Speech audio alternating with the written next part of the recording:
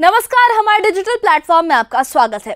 रूस और यूक्रेन के बीच चल रही जंग को अब 1345 दिन हो चुके हैं। करीब 4 साल से ये जंग जारी है और इस हफ्ते इसमें एक बड़ा मोड़ देखने को मिला है। रूस ने यूक्रेन पर अब तक का सबसे बड़ा मिसाइल अटैक किया है। रिपोर्ट्स के मुताबिक रूस ने करीब 705 मिसाइलें और दर्जनों ड्रोन यूक्रेन के कई शहरों पर दागे हैं। इस हमले के बाद यूक्रेन के आधे हिस्से में बिजली ठप हो गई और कई इलाके पूरी तरह से ब्लैकआउट में डूब गए। ये हमला तब हुआ है जब रूस और अमेरिका के रिश्तों में तनाव एक बार फिर बढ़ गया है और बुडापेस्ट में होने वाली ट्रंप और पुतिन की बैठक रद्द कर दी गई है। यानी अब सिर्फ मैदान में ही नहीं बल्कि कूटनीतिक स्तर पर भी ये जंग और गहरी हो चुकी है। बात करें रूस के हालिया हमले की तो सबसे बड़ा एयर स्ट्राइक रूस ने हाल ही में यूक्रेन के कई प्रमुख शहरों पर एक साथ मिसाइल और ड्रोन अटैक कर किया है। इनमें कीव, खार्किव, ओदेसा और डिनिप्रो डोनेट्स्क शामिल हैं। यूक्रेन के ऊर्जा मंत्रालय ने ये पुष्टि की है कि रूस ने एनर्जी इंफ्रास्ट्रक्चर को निशाना बनाया, यानी पावर स्टेशन, ट्रांसमिशन लाइंस और सप्लाई यूनिट्स को। इस हमले के बाद राजधानी कीव सहित कई इलाकों में बिजली, पानी, हीटिंग सिस्टम बंद हो गए। सर्दी के मौसम में बिजली कटने से लोगों को मुश्किलों का सामना भी करना पड़ रहा है। कई जगहों पर इमरजेंसी अलर्ट जारी किए गए हैं, स्कूल बंद किए गए हैं और अस्पताल जनरेटर से चल रहे हैं। यूक्रेन के प्रधानमंत्री ने रूस की इस रणनीति को एनर्जी टेरर बताया है। उनका कहना है कि रूस अब सीधे लोगों की जिंदगी को निशाना बना रहा है।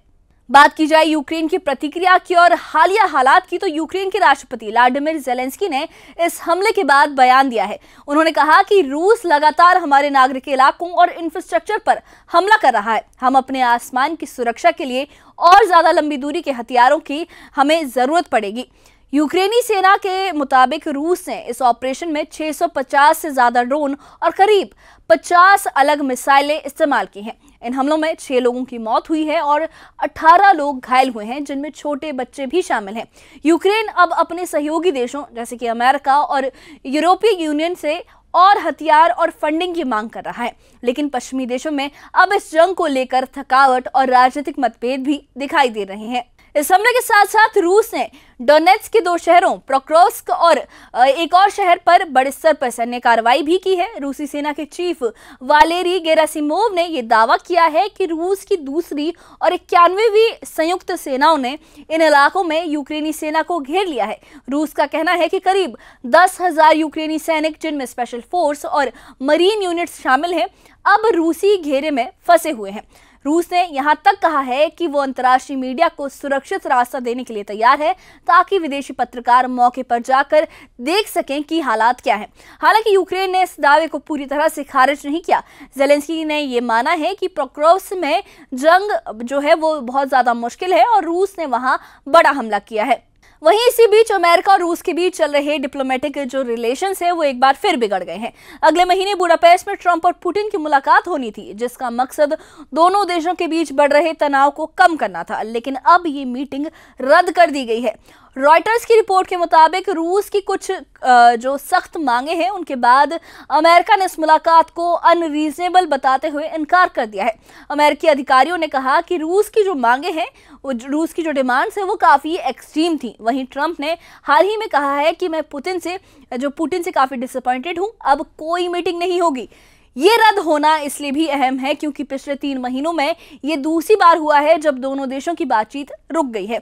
इससे ये साफ है कि दोनों देशों के बीच अब जो बातचीत है वो लगभग खत्म हो चुकी है, जो एक वैश्विक तनाव को और बढ़ाती जा रही है ये जो सिचुएशन है।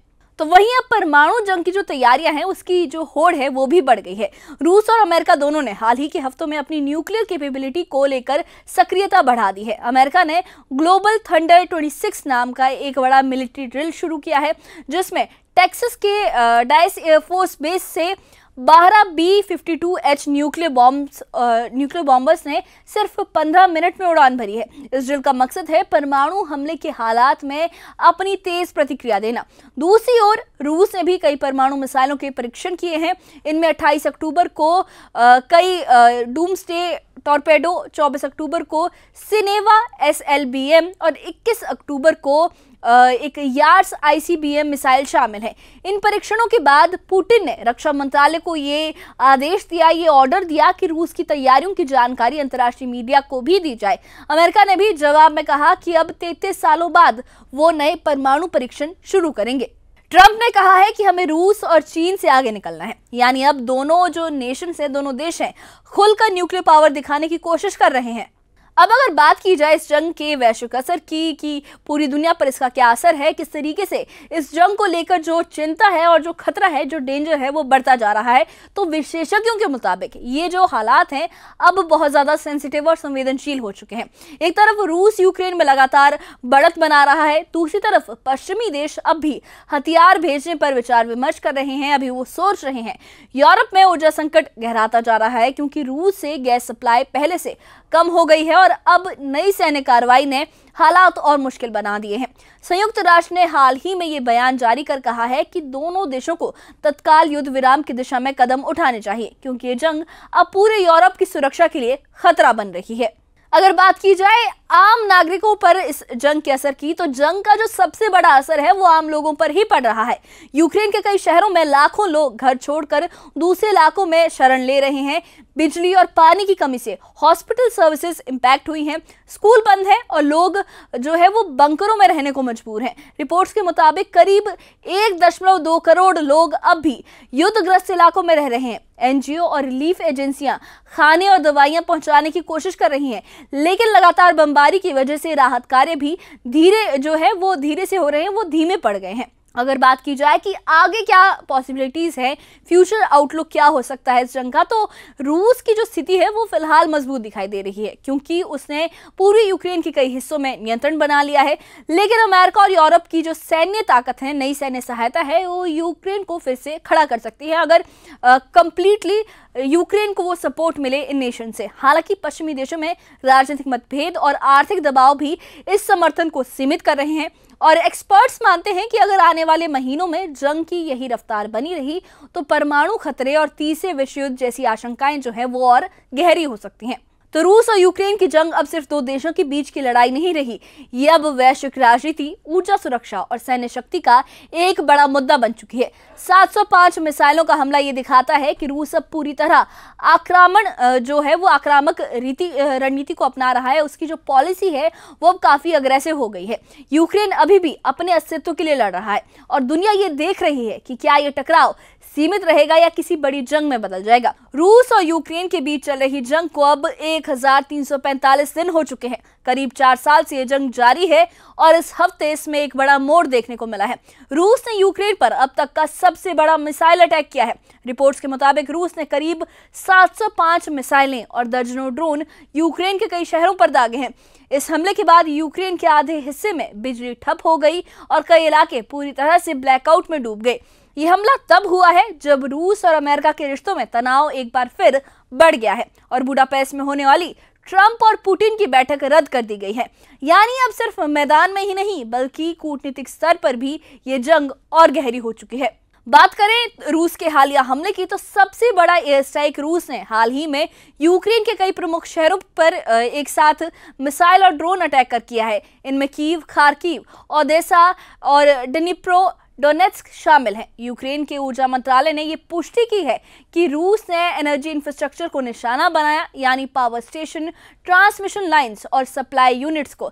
इस हमले के बाद राजधानी कीव सहित कई इलाकों में बिजली, पानी, हीटिंग सिस्टम बंद हो गए। सर्दी के मौसम में बिजली कटने से लोगों को मुश्किलों का सामना भी करना पड़ रहा है। कई जगहों पर इमरजेंसी अलर्ट जारी किए गए हैं, स्कूल बंद किए गए हैं और अस्पताल जनरेटर से चल रहे हैं। यूक्रेन के प्रधानमंत्री ने रूस की इस रणनीति को एनर्जी टेरर बताया है। उनका कहना है कि रूस अब सीधे लोगों की जिंदगी को निशाना बना रहा है। बात की जाए यूक्रेन की प्रतिक्रिया की और हालिया हालात की, तो यूक्रेन के राष्ट्रपति व्लादिमीर ज़ेलेंस्की ने इस हमले के बाद बयान दिया है। उन्होंने कहा कि रूस लगातार हमारे नागरिक इलाकों और इंफ्रास्ट्रक्चर पर हमला कर रहा है। हम अपने आसमान की सुरक्षा के लिए और ज्यादा लंबी दूरी के हथियारों की हमें जरूरत पड़ेगी। यूक्रेनी सेना के मुताबिक रूस ने इस ऑपरेशन में 650 से ज्यादा ड्रोन और करीब 50 अलग मिसाइलें इस्तेमाल की हैं। इन हमलों में 6 लोगों की मौत हुई है और 18 लोग घायल हुए हैं, जिनमें छोटे बच्चे भी शामिल हैं। यूक्रेन अब अपने सहयोगी देशों जैसे कि अमेरिका और यूरोपीय यूनियन से और हथियार और फंडिंग की मांग कर रहा है, लेकिन पश्चिमी देशों में अब इस जंग को लेकर थकावट और राजनीतिक मतभेद भी दिखाई दे रहे हैं। इस हमले के साथ साथ रूस ने डोनेट्स्क के 2 शहरों पोक्रोव्स्क और एक और शहर पर बड़े स्तर पर सैन्य कार्रवाई भी की है। रूसी सेना के चीफ वालेरी गेरासिमोव ने यह दावा किया है कि रूस की दूसरी और 91वीं संयुक्त सेनाओं ने इन इलाकों में यूक्रेनी सेना को घेर लिया है। रूस का कहना है कि करीब 10,000 यूक्रेनी सैनिक, जिनमें स्पेशल फोर्स और मरीन यूनिट्स शामिल हैं, अब रूसी घेरे में फंसे हुए हैं। रूस ने यहां तक कहा है कि वो अंतर्राष्ट्रीय मीडिया को सुरक्षित रास्ता देने के लिए तैयार है, ताकि विदेशी पत्रकार मौके पर जाकर देख सकें कि हालात क्या हैं। हालांकि यूक्रेन ने इस दावे को पूरी तरह से खारिज नहीं किया।